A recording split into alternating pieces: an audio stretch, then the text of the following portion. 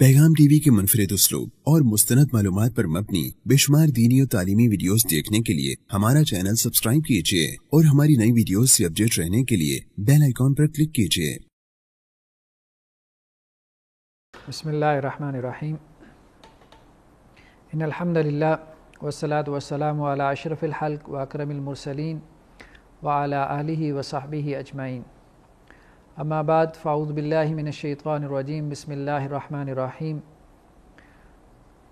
क़द अफ़लह मन तज़क्का व ज़करा अस्म रब्बिही फ़सल्ला। सदक़ल्लाहुल अज़ीम।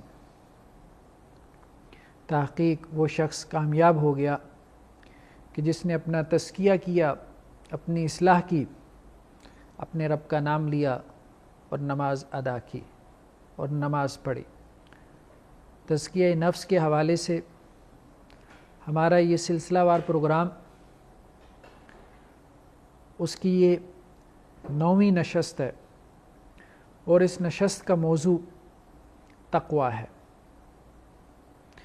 तक़वा अरबी ज़ुबान का लफ्ज़ है और कुरान मजीद की एक बहुत ही बुनियादी इस्तिलाह है। यानी अगर हम ये बात करें कि कुरान मजीद ने जो अहकामात दिए हैं, उन अहकामात में से अल्लाह की इबादत के बाद सबसे बड़ा हुक्म जो कुरान मजीद में हमें नज़र आता है वो तक़वा का हुक्म है, तो ये बात बिल्कुल दुरुस्त है। यानी कुरान मजीद ने सबसे ज़्यादा हुक्म अल्लाह की ही इबादत करने का दिया और अल्लाह के साथ किसी को शरीक न ठहराने का दिया, और इसके बाद जो दूसरा बड़ा हुक्म दिया वो तक़वा इख्तियार करने का हुक्म है। कुरान मजीद में कोई 69 टाइम्स, कोई 69 मरतबा तक़वा का हुक्म दिया गया। यानी बाकायदा अल्लाह ने हुक्मिया अंदाज में इंसानों को आर्डर किया कि वो तक़वा इख्तियार करें। जबकि 53 मरतबा 53 टाइम्स मुख्तलिफ़ तरह से तक़वा की तरगीब दी। कहीं पे मुत्तक़ीन की सिफ़ात बयान फरमा दी, कहीं पे तक़वा के रिज़ल्ट्स बयान कर दिए, दुनिया में जो तक़वा के बदले में इनामात मिलेंगे उनका ज़िक्र कर दिया। तो इन शुमारियात से, इन फैक्ट से, इन फिगर्स से अंदाज़ा होता है कि तक़वा कुरान मजीद का कितना बड़ा हुक्म है। तो तक़वा का लफ्ज़ विकाया से बना है। विकाया अरबी ज़ुबान में ढाल को कहते हैं। यानी तक़वा से मुराद, जैसे इंसान हालत जंग में, मैदान जंग में दुश्मन से बचाव के लिए ढाल अपने हाथ में रखता है, यानी दाएं हाथ से तलवार पकड़ के दुश्मन पे हमला आवर होता है, और अगर दुश्मन उस पर हमला करे तलवार से तो बाएं हाथ में उसके ढाल होती है कि जिसके ज़रिए वो दुश्मन के वार को रोकता है ताकि अपना दिफा कर सके। सेल्फ डिफेंस के लिए इस्तेमाल होती है ढाल। तो बिल्कुल तक़वा से मुराद क्या है? तक़वा से मुराद यही है कि तक़वा वो ढाल है जिस ढाल के ज़रिए से हम शैतान से बचते हैं, शैतान के हमलों से बचते हैं, ताकि शैतान हमें अल्लाह की मासियत, अल्लाह की नाफरमानी और गुमराही के रास्ते की तरफ ना ले जाए। तो तक़वा उस डर को कहते हैं, तक़वा उस खौफ का नाम है कि जो डर और खौफ अगर बंदे के दिल में हो, जो डर और खौफ जब मेरे और आपके दिल में हो, तो उस डर और खौफ की वजह से हम अल्लाह की नाफरमानी से बच जाएं और उस डर और खौफ की वजह से हम अल्लाह की फरमाबरदारी की तरफ आ जाएं। यानी तक़वा ये है कि मैं हराम से इज्तिनाब कर लूँ, मैं फ़र्ज़ को पूरा करने वाला बन जाऊँ। तो तक़वा के बारे में अगर हम कुरान मजीद का मुतालिया करें तो जो अल्लाह ने अहकामात दिए हैं तक़वा के बारे में, उनमें एक बहुत बड़ी आयत ये है कि आप सल्लल्लाहु अलैहि वसल्लम को और उम्मत मुस्लिमा को मुखातब करते हुए कहा गया कि वलक़द वस्सैनल्लज़ीना ऊतुल किताब मिन क़ब्लिकुम व इय्याकुम अनित्तक़ुल्लाह, कि हमने वसीयत की अहले किताब को, जिन लोगों को भी किताब दी गई मुसलमानों से पहले, किसी को तौरात मिली, کسی قوم کو زبور دی گئی، کسی کو انجیل ملی، تو اہل کتاب کو بھی ہم نے یہ وصیت کی تھی، اور اے مسلمانوں تمہیں بھی یہ وصیت کر رہے ہیں، ان اتقوا اللہ، اللہ سے ڈرتے رہنا، اللہ کا تقوی اختیار کرتے رہنا۔ تو یہ وہ وصیت ہے تقوی اختیار کرنے کی جو صرف اس امت کو نہیں کی گئی بلکہ ہر امت کو کی گئی ہے، ہر امت کو اس کا حکم دیا گیا۔ اذ قال لهم اخوهم نوح الا تتقون، جب حضرت نوح نے اپنی قوم سے کہا تم تقوی کیوں نہیں اختیار کرتے۔ اذ قال لهم اخوهم ہود الا تتقون، جب ہود علیہ السلام نے اپنی قوم سے کہا بھائی تقوی کیوں نہیں اختیار کرتے۔ اذ قال لهم اخوهم صالح الا تتقون، حضرت صالح نے اپنی قوم سے کہا تقوی اختیار کیوں نہیں کرتے۔ اذ قال لهم اخوهم لوط الا تتقون، حضرت لوط نے اپنی قوم سے کہا کہ تقوی اختیار کیوں نہیں کرتے۔ تو ہر نبی کی دعوت کا جو مرکزی نقطہ تھا، ایک تو ہر نبی کی دعوت کا مرکزی نقطہ توحید، کہ لوگوں کو اللہ کی عبادت پہ لانا، اور ہر نبی کی دعوت کا ایک دوسرا مرکزی نقطہ کیا تھا کہ لوگوں کو تقوی کی زندگی پر کھڑا کرنا، اللہ کے ڈر اور خوف کی وہ کیفیت پیدا کرنا کہ جس ڈر اور خوف کی کیفیت کے ساتھ وہ اللہ کی فرما برداری میں داخل ہو جائیں اور اللہ کی نافرمانی کرنے سے بچ جائیں۔ قرآن مجید کا اگر ہم انداز دیکھیں تو قرآن مجید احکامات بیان کرتے کرتے، عام احکامات بیان کرتے کرتے تقوی کا حکم دے جاتا ہے۔ جیسے ایک جگہ پہ حج کے احکامات بیان کرتے کرتے فرمایا کہ وَتَزَوَّدُوا، جب حج کے لیے جاؤ تو زیادہ راہ لے لیا کرو، رستے میں اگر کچھ خرچ وغیرہ آنا ہے تو وہ خرچ پکڑ لیا کرو، فَإِنَّ خَيْرَ الزَّادِ التَّقْوَىٰ، لیکن بہترین زیادہ راہ وہ تقوی ہے، اللہ کا ڈر اور خوف ہے۔ یعنی حج کے لیے اپنے گھر سے نکلو تو رستے میں جو خرچ وغیرہ آنا ہے وہ پکڑ لو، روپیہ پیسہ پکڑ لو تاکہ کسی سے مانگتے نہ پھرو، لیکن بہترین روپیہ پیسہ جو سفر میں تمہارے کام آنے والا ہے وہ یہ مال و دولت نہیں ہے، وہ تقوی ہے۔ یعنی چلتے چلتے وہ بھی حکم دے دیا، تقوی اصل حکم تقوی کا حکم ہے۔ حضر میں بھی اللہ کے تقوی کی حالت میں رہو، اور اگر حالت سفر میں ہو وہاں بھی تقوی کو مت بھولو۔ کہیں جگہ لباس کا ذکر کیا کہ لباس اللہ کی نعمتوں میں سے کتنی بڑی نعمت ہے، یا بنی آدم قد انزلنا علیکم لباسا یواری سوآتکم وریشا، اس لباس کے ذریعے تم زینت اختیار کرتے ہو، اپنے جسم کو چھپاتے ہو، یہ تمہیں حسین بنانے کے لیے، خوبصورت بنانے کے لیے، لیکن ساتھ کیا ذکر فرما دیا، وَلِبَاسُ التَّقْوَىٰ ذَلِكَ خَيْرٌ، اصل لباس تو تقوی کا لباس ہے۔ بس اسی لباس کے اوپر خوش مت ہو جانا، تقوی کا لباس اختیار کرو، تقوی کی زندگی اختیار کرو۔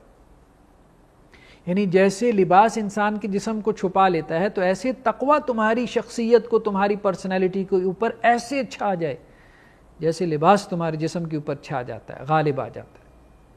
تو یہ تقوی کی زندگی، اور قرآن مجید نے خاص طور پہ اس طرف اشارہ فرمایا کہ اللہ تعالیٰ کو صرف نیکی مطلوب نہیں ہے تم سے، اللہ کو وہ نیکی مطلوب ہے جو تقوی کے ساتھ ہو۔ اب انسان کے ذہن میں یہ بات آتی ہے کہ ہم نے ضرور اللہ سے ڈر کی ہی نیکی کرنی ہے، اللہ کی محبت میں بھی تو نیکی کر سکتے ہیں، تو اللہ نے ہمیں اتنا ڈرایا کیوں ہے؟ تقوی تو بیسیکلی ڈرنے کا حکم ہے۔ انسانی نفسیات یہ کہتی ہے، مطلب ماڈرن سائیکالوجی بھی اس بات پہ متفق ہے کہ انسان ڈر کی کیفیت میں زیادہ پروڈکٹیو ہو جاتا ہے۔ آپ اگر کہیں پہ جا پر ملازمت کرتے ہیں اور آپ کو یہ اندیشہ ہے کہ آپ کو نکال دیا جائے گا تو آپ کی پروڈکٹیوٹی بڑھ جاتی ہے، آپ کے کام کرنے کی صلاحیت بڑھ جاتی ہے۔ تو شاباش کے ساتھ بھی انسان کام کر لیتا ہے، اپریسیشن کے ساتھ بھی انسان کام کرتا ہے، یہ بھی ہونا چاہیے، اور یہ اللہ نے کیا ہے۔ اللہ نے اپنی محبت کا بھی حکم دیا ہے، اللہ کی محبت میں بھی ہم نیک اعمال کرتے ہیں، وہ بھی ایک اپروچ ہے انسان کو نیکی کی طرف لانے کی۔ لیکن انسان زیادہ پروڈکٹیو ڈر کی حالت میں ہوتا ہے، تو اس لیے تقوی کا حکم زیادہ ہے۔ اللہ کی محبت کا بھی حکم ہے، لیکن اللہ کی محبت سے زیادہ تقوی کا حکم ہے۔ اور جب ہم اللہ کے ڈر کی بات کرتے ہیں تو اللہ کا ڈر ایسا ڈر نہیں ہے کہ جیسے شیر اور چیتے کا ڈر ہے، جیسے درندے کا ڈر ہے۔ کہ معاذ اللہ اللہ کوئی بہت خوفناک شکل و صورت والا ہے اور مجھے اس کی بھیانک صورت سے ڈرنا چاہیے. معاذ اللہ ایسا کچھ بھی نہیں ہے. اللہ کے ڈر سے مراد یہ ہے وہ ڈر جو اللہ کی محبت کی وجہ سے پیدا ہو. یہ ویسا ہی ڈر ہے جیسے بچے کو اپنے والدین کی ناراضگی کا ڈر پیدا ہو جاتا ہے. یعنی ایک بچے کو یہ ڈر پیدا ہو جاتا ہے کہ اس کی والدہ اس سے ناراض ہو جائے گی. اب اس کی والدہ جو ہے وہ اس کے لیے کوئی بہت خوفناک صورت والی تو نہیں ہے, یا اس کے ساتھ کوئی ظلم کرنے والی تو نہیں ہے, لیکن کبھی کبھی یہ کیفیت آ جاتی ہے کہ اسے یہ احساس پیدا ہوتا ہے اور شدت سے کہ اگر میں نے یہ کر لیا تو میری والدہ ناراض ہو جائے گی. تو وہ والدہ کی ناراضگی سے بچنے کے لیے وہ کام نہیں کرتا. تو یہ وہ ڈر ہے جو اللہ کے ساتھ انسان کا ڈر پیدا ہونا چاہیے. یہ وہ ڈر کا تعلق ہے کہ جس کی بنیاد اللہ کی محبت ہے, اسی کو تقویٰ کہتے ہیں. اور یہی ہماری ہر نیکی کی بنیاد ہونی چاہیے کہ اللہ ہم سے ناراض نہ ہو جائے. ہم یہ کام اس لیے کر رہے ہیں, اللہ کا فرض اس لیے ادا کر رہے ہیں کہ اگر ہم نے ادا نہیں کیا تو اللہ ناراض ہو جائے گا. اگر ہم نے اس حرام کا ارتکاب کر لیا تو اللہ ہم سے ناراض ہو جائے گا. فرمایا انما یتقبل اللہ من المتقین, اللہ تعالیٰ صرف متقی لوگوں سے قبول کرتا ہے. اللہ کو صرف نیکی مطلوب نہیں ہے, اللہ کو وہ نیکی مطلوب ہے جس کے پیچھے تقویٰ ہو, اللہ کا ڈر ہو, اللہ کا خوف ہو, اللہ کی ناراضگی کا ڈر ہو, اللہ کی ناراضگی کا خوف ہو. اور ایک اور جگہ پہ فرمایا لن ینال اللہ لحومها ولا دماؤها ولکن ینالہ التقوی منکم. یہ جو تم جانور ذبح کرتے ہو, اللہ کو تو نہ ان کا گوشت پہنچتا ہے نہ ان کا خون پہنچتا ہے. اللہ کو کیا ضرورت ہے اس جانور کے گوشت اور خون کی؟ اس کا گوشت بھی تم ہی کھا جاتے ہو. اللہ کو اگر کوئی چیز پہنچتی ہے تمہارے اس قربانی کے نیک عمل میں سے, وہ تمہارے دل کا تقویٰ ہے, تمہارے دل کی وہ کیفیت, وہ کنڈیشن, وہ حالت جس کے ساتھ تم وہ جانور ذبح کر رہے ہو. جانور ذبح کرنا کوئی بڑی نیکی کا کام نہیں ہے, لیکن جب تم جانور کی گردن کے اوپر چھری چلا رہے ہو تو اس وقت تمہارے دل کی کیا کیفیت ہے؟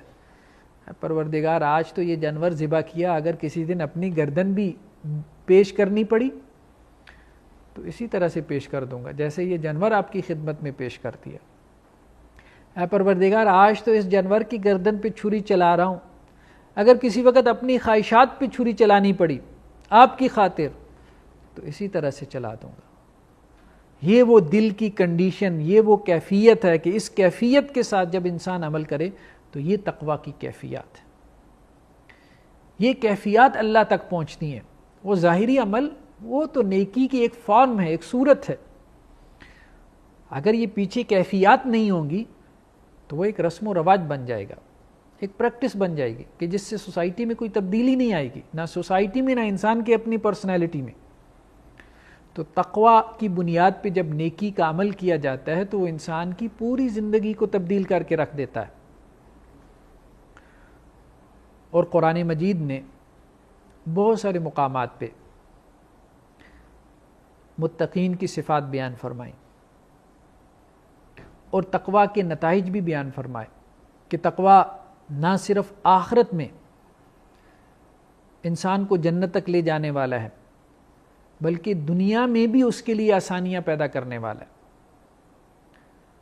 ایک جگہ پہ فرمایا وَمَن يَتَّقِ اللَّهَ يُكَفِّرْ عَنْهُ سَيِّئَاتِهِ, جو کوئی تقویٰ کی زندگی اختیار کرتا ہے اللہ تعالیٰ اس کے گناہوں کو معاف کر دیتے ہیں, اس کے گناہوں کو مٹا دیتے ہیں. وَمَن يَتَّقِ اللَّهَ يَجْعَل لَّهُ مَخْرَجًا, جو کوئی اللہ کے لیے تقویٰ اختیار کرتا ہے, تقویٰ کی زندگی اختیار کرتا ہے تو اللہ تعالیٰ اس کے لیے آزمائش سے نکلنے کا رستہ پیدا فرما دیتے ہیں. وَمَن يَتَّقِ اللَّهَ يَجْعَل لَّهُ مِنْ أَمْرِهِ يُسْرًا, جو تقویٰ کی زندگی اختیار کرتا ہے اللہ تعالیٰ اس کی زندگی کو آسان بنا دیتے ہیں, اس کی زندگی میں سہولت پیدا فرما دیتے ہیں. اور یہ کہاں فرمایا؟ سیپریشن کے موقع پہ, جب طلاق ہو جاتی ہے, ڈائیورس ہو گئی, خلا ہو گئی, سیپریشن ہو گئی, میاں بیوی میں جدائی پڑ گئی. اب ملتے وقت تو خوشی ہوتی ہے, نکاح اور شادی کے موقع خوشی کا موقع ہے, لیکن جب خاندان ٹوٹتا ہے تو بہت بڑا المیہ ہے, بہت بڑی ٹریجڈی ہے, اور جب بچے ہو جائیں تو پھر تو بہت بڑی آزمائش ہے. اب ایسے موقع پہ اگر تقویٰ کی زندگی اختیار کرو گے, تقویٰ کے ساتھ ایک دوسرے سے علیحدہ ہوگے. ہمارے ہاں سوسائٹی میں کیا ہوتا ہے کہ اگر خاندان میں جدائی پڑ جائے تو اب باپ کے ہاتھ بچے آ جائیں تو وہ چاہتا ہے کہ ماں ملاقات نہ کرے، ماں کے ہتھے چڑھ جائیں تو وہ چاہتی ہے کہ باپ کا سایہ بھی ان پہ نہ پڑے۔ اگر شادی کے موقع پہ جو ہے وہ خاوند نے اپنی بیوی کو کچھ تحفے اور تحائف دیے تھے، تو اب جب سپریشن ہوتی ہے، ڈائیورس ہوتی ہے، طلاق ہوتی ہے، تو اب وہ کہتا ہے کہ وہ تو ہم نے ویسے ہی زیور پہنائے تھے، وہ تو ہم نے گفٹ اور ہبہ ہی نہیں کیے تھے، وہ واپس کرو سارے۔ کچھ لوگ جہیز دبا لیں گے۔ اس طرح سے ہمارے ہاں ایٹیچیوڈ اور رویے سامنے آتے ہیں کہ جب رشتے ٹوٹ رہے ہوتے ہیں تو اس وقت لوگ ایک دوسرے کے ساتھ زیادتی بہت کرتے ہیں۔ تو کہا گیا کہ جب رشتے ٹوٹ رہے ہوں تو اس وقت ایک دوسرے سے زیادتی کرنے سے بچ جاؤ، اللہ سے ڈر جاؤ۔ اس وقت جو اس وقت اللہ سے ڈرے گا تو یہ وہ شخص ہے جس کے لیے اللہ تعالیٰ اس کی زندگی کو آسان کر دیں گے، اس کے لیے اس آزمائش سے نکلنے کا کوئی رستہ پیدا فرما دیں گے۔ تو یہ تقویٰ کے نتائج ہیں کہ جو نقد اس دنیا میں ہمیں مل جاتے ہیں اور آخرت میں جو اس کا ریوارڈ ہے وہ تو قرآن مجید نے بہت سارے مقام پہ بیان فرمایا۔ کہیں پہ کہا کہ ان المتقین فی مقام آمین، کہ متقی لوگ وہ ہیں کہ جو امن والے مقامات میں ہوں گے۔ کہیں پہ فرمایا ان المتقین فی جنات وعیون، کہ متقی وہ ہیں جو باغات کے اندر جنتوں میں ہوں گے، چشموں میں ہوں گے۔ کہیں پہ فرمایا ان المتقین فی ظلال وعیون، کہ متقی وہ ہیں جو سایہ دار درختوں کے سایوں کے نیچے بیٹھے ہوں گے اور چشموں کے اندر کھیلتے ہوں گے۔ ہمارے یہاں دنیا میں بھی خوبصورت منظر کس کو کہتے ہیں کہ آبشار ہے، پانی بہہ رہا ہے اور سایہ دار پھلدار درخت ہیں۔ ناردرن ایریاز میں لوگ یہی دیکھنے تو جاتے ہیں، یہی کچھ ہے خوبصورتی، اور کسے کہتے ہیں حسن، کسے کہتے ہیں فطرت کے مناظر، کسے کہتے ہیں؟ یہ سب مناظر وہ ہیں کہ جن کا اللہ نے جنت کے نقشے کے اندر بیان کر دیا، اور یہ سب متقی کو ملنے والے ہیں۔ اور ایک اور جگہ پہ فرمایا الاخلاء یومئذ بعضهم لبعض عدو الا المتقین، قیامت والے دن لوگ ایک دوسرے کے دشمن بن جائیں گے۔ خلیل کہتے ہیں وہ دوست کہ جس کی دوستی انسان کے رگو پے میں سما جائے، اس کے خون میں دوڑتی ہو، اپنی زبان میں جسے ہم کہتے ہیں جگری یار ہو، وہ بھی قیامت والے دن ایک دوسرے کے دشمن ہوں گے۔ بلکہ قرآن نے تو یہاں تک کہہ دیا کہ یوم یفر المرء من اخیہ، کہ انسان اپنے بھائی سے، اپنے باپ سے اور اپنی ماں سے، اپنی بیوی سے، اپنے پورے خاندان سے بھاگتا پھرے گا۔ لیکن یہاں پہ ایک استثناء کیا، الا المتقین۔ تقویٰ کی بنیاد پہ اگر کوئی تعلق قائم ہوگا، کوئی دوستی، کوئی رشتہ داری، تو وہ قیامت والے دن بھی کام آئے گی۔ متقی لوگ قیامت والے دن بھی ایک دوسرے کی طرف دیکھیں گے، ایک دوسرے کے لیے سفارش کریں گے اللہ کے جناب میں۔ تو تقویٰ کی بنیاد پہ کوئی تعلق آپ قائم کر کے دکھا دیں تو نہ صرف وہ دنیا میں مفید ہے بلکہ آخرت میں بھی بہت اس کے فوائد ہیں۔ اور قرآن مجید نے تقویٰ کے کئی درجات بیان فرمائے۔ تقویٰ کا پہلا درجہ یہ ہے کہ انسان حرام کو چھوڑ دے اور فرض کو پورا کرے۔ اس کے بغیر تقویٰ کا کوئی تصور ممکن نہیں ہے۔ مطلب ہر تقویٰ کا تصور متقی آدمی کا مسخ شدہ غلط تصور ہے کہ جس میں فرائض کا احترام نہ ہو اور محرمات سے، حرام چیزوں سے انسان نہ بچتا ہو۔ اب ایک شخص فرض نماز نہیں پڑھ رہا، فجر کی نماز ہی نہیں پڑھتا، ساری رات کھڑا رہے، یہ تقویٰ کا تصور غلط تصور ہے۔ ایک شخص جو ہے وہ حرام سے نہیں بچتا لیکن چھوٹی چھوٹی چیزوں سے بچ رہا ہے، مکروہات سے بچنے کا اہتمام کر رہا ہے، یہ تقویٰ کا غلط تصور ہے۔ ایسے تقویٰ کی اللہ کو کوئی ضرورت نہیں ہے۔ بس تقویٰ کا بنیادی پتھر یہی ہے کہ انسان حرام سے بچ کے دکھا دے، فرائض کے اوپر عمل پورا کر کے دکھا دے، بس یہ تقویٰ کا پرائمری لیول ہے۔ اور انتہائی لیول کیا ہے کہ وَمَن يُعَظِّمْ شَعَائِرَ اللَّهِ فَإِنَّهَا مِن تَقْوَى الْقُلُوبِ، کہ جو اللہ کے شعائر کی تعظیم کرنا سیکھ جائے۔ اللہ کے شاعر سے مراد وہ چیزیں ہیں کہ جنہیں دیکھ کے مجھے اللہ یاد آ جائے، شعور سے ہے نا، مسجد کو دیکھ کے مجھے اللہ یاد آ جاتا ہے، قرآن مجید دیکھ کے میرا ذہن فوراً اللہ کی طرف چلا جاتا ہے، بیت اللہ کا خیال آتی ہی مجھے اللہ یاد آ جاتا ہے، یہ شاعر اللہ ہے۔ جو اللہ کے شاعر کی تعظیم کرنا سیکھ جائے تو یہ تقویٰ میں سے ہے۔ تو تقویٰ کے درجات ہیں، اس کی ابتدا یہاں سے ہوتی ہے کہ حرام سے اجتناب کر کے دکھا دو، فرائض کے اوپر عمل کرنے والے بن جاؤ۔ وہ ڈر، وہ اللہ کا خوف جو تمہیں حرام سے بچا دے اور فرض پہ عمل کرنے والا بنا دے، یہ تقویٰ ہے۔ پھر اس کو جتنا مرضی بڑھاتے چلے جاؤ، آپ مستحبات پہ عمل کرنے والے بن جاؤ اور آپ مکروہات سے بچنے والے بن جاؤ، اور پھر یہاں تک قرآن اور پھر یہاں تک حدیث شریف میں آتا ہے کہ حلال واضح ہے، حرام واضح ہے، اور ان کے درمیان کچھ گرے ایریاز ہیں، امور مشتبہات، جو ان سے بچ جائے، یہ بھی ایک تقویٰ کا لیول ہے، یہ بھی ایک تقویٰ کی انتہا ہے، کہ جن چیزوں کے اندر ڈاؤٹ پڑ گیا ہے، واضح نہیں ہے کہ یہ حلال ہے یہ حرام ہے، وہ ڈاؤٹ والی چیزوں سے، مشکوک چیزوں سے، ڈاؤٹڈ چیزوں سے بھی بچ کے دکھا دو، یہ تقویٰ۔ اور انہی کے بارے میں اللہ سبحانہ و تعالیٰ، انہی متقی لوگوں کے بارے میں اللہ سبحانہ و تعالیٰ فرماتے ہیں کہ ان کے لیے آخرت میں جو ہے وہ جنتیں ہیں، بڑے بڑے درجات ہیں۔ تو اگر ہم قرآن مجید کی روشنی میں اگر ہم کوئی پورا نصاب مرتب کرنا چاہیں، کہ وہ نصاب کیا ہوگا کہ جس کی وجہ سے ہم یہ طے کریں گے کہ اب یہ شخص اللہ کے اتنے قریب ہو گیا، وہ درجات کیا ہوں گے، تو قرآن مجید میں اگر ہم سلوک کے رستے کو بیان کرنا چاہیں تو قرآن مجید میں جو سلوک کا رستہ ہے، سلوک کہتے ہیں اللہ کی طرف سفر کرنے کا رستہ، تو اللہ کی طرف سفر کرنے کا جو رستہ ہے، اس کا پہلا پتھر جو قرآن مجید نے بیان کیا وہ بھی تقویٰ ہے، اور اس کا انتہائی پتھر وہ بھی تقویٰ ہے، یعنی اللہ کی طرف سفر کا آغاز کرتے ہوئے ایک مبتدی وہ بھی متقی اور تقویٰ اختیار کرنے والا ہے، اور ایک جو منتہی ہے، جو آخری لیول پر ہے، وہ بھی متقی ہے، لیکن ان کے تقویٰ کے لیولز کا فرق ہے، درجات کا فرق ہے۔ اور قرآن مجید نے تقویٰ اختیار کرنے کے لیے جو ذرائع بیان فرمائے ہیں، ان ذرائع میں سے روزہ بھی ہے اور بھی بہت ساری چیزیں ہیں، لیکن ان میں سے ایک بڑا ذریعہ خود قرآن مجید ہے، کہ اللہ سبحانہ و تعالیٰ فرماتے ہیں کہ یہ قرآن ہم نے نازل کیا، کس لیے نازل کیا؟ کہ لوگ اس کو سمجھیں، اس کا مطالعہ کریں، لعلہم یتقون، شاید کہ اس طرح وہ متقی بن جائیں۔ بس متقی بننے کا ایک بڑا ذریعہ، ایک بڑا ٹول، ایک بڑا سورس ہمارے پاس کیا ہے کہ قرآن کے ساتھ اپنے تعلق کو زندہ کر لیں، اللہ کی اس کتاب کے ساتھ اپنا تعلق بنا لیں، تو یہ کتاب ہمیں متقی بنا دے گی، اللہ سے ڈرنے والا بنا دے گی۔ تو اللہ سے دعا ہے کہ اللہ تعالی ہم سب کو متقی بننے کی توفیق عطا فرمائے۔ وآخر دعوانا ان الحمدللہ رب العالمین۔ پیغام ٹی وی